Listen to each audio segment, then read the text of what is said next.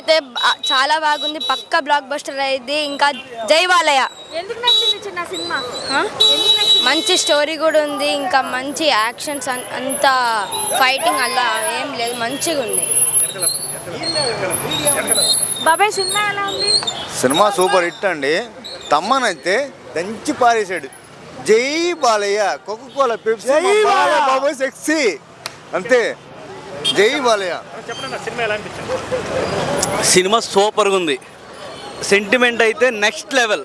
పాపకి బాలయ్య బాబు జరిగే సెంటిమెంటల్ అయితే మళ్ళీ ఎక్కడ చూడడం. ఈ మళ్ళీ 2025కి సూపర్ హిట్ మూవీ ఇదేనండి. ఎందుకు మొత్తం ఫస్ట్ హాఫ్ అంతా యాక్షనే ఉంది అంటున్నారు కదా, ఫైటింగ్స్. బాలయ్య బాబు అంటేనే యాక్షన్ కదా, కాదంటారా? బాలయ్య బాబు అంటేనే యాక్షన్. యాక్షన్ లేకపోతే బాలయ్య బాబుని చూస్తారా? మరి ఎలా అనిపించింది ఫైట్ సీన్స్? Super, extraordinary. గుర్రం మీద లుక్స్ ఎలా అనిపించింది? ఇక దానికి అసలు మాటలు లేవండి. అంటే కొత్తగా ఏమైనా చూసారా? రొటీన్ గానే అనిపించిందా బాలయ్య బాబు? బాలయ్య బాబు ఎప్పుడు చేసినా కొత్తగా అనిపిస్తుంది, ఏది చేసినా అసలు రొటీన్ అనిపించదు. పాప సెంటిమెంట్ ఎలా అనిపించింది? అద్భుతం,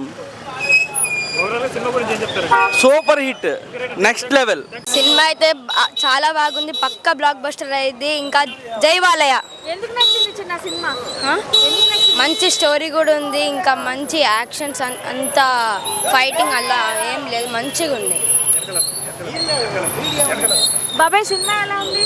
సినిమా సూపర్ హిట్ అండి. తమ్మనైతే దంచి పారేశాడు.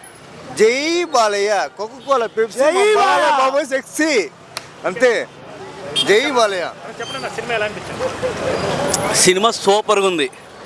సెంటిమెంట్ అయితే నెక్స్ట్ లెవెల్. పాపకి బాలయ్య బాబు జరిగే సెంటిమెంటల్ అయితే మళ్ళీ ఎక్కడ చూడడం. ఈ మళ్ళీ 2025కి సూపర్ హిట్ మూవీ ఇదేనండి. ఎందుకు మొత్తం ఫస్ట్ హాఫ్ అంతా యాక్షనే ఉంది అంటున్నారు కదా, ఫైటింగ్స్. బాలయ్య బాబు అంటేనే యాక్షన్ కదా, కాదంటారా? బాలయ్య బాబు అంటేనే యాక్షన్. యాక్షన్ లేకపోతే బాలయ్య బాబుని చూస్తారా? మరి ఎలా అనిపించింది ఫైట్ సీన్స్? Super, extraordinary. గుర్రం మీద లుక్స్ ఎలా అనిపించింది? ఇక దానికి అసలు మాటలు లేవండి. అంటే కొత్తగా ఏమైనా చూసారా? రొటీన్ గానే అనిపించిందా బాలయ్య బాబు?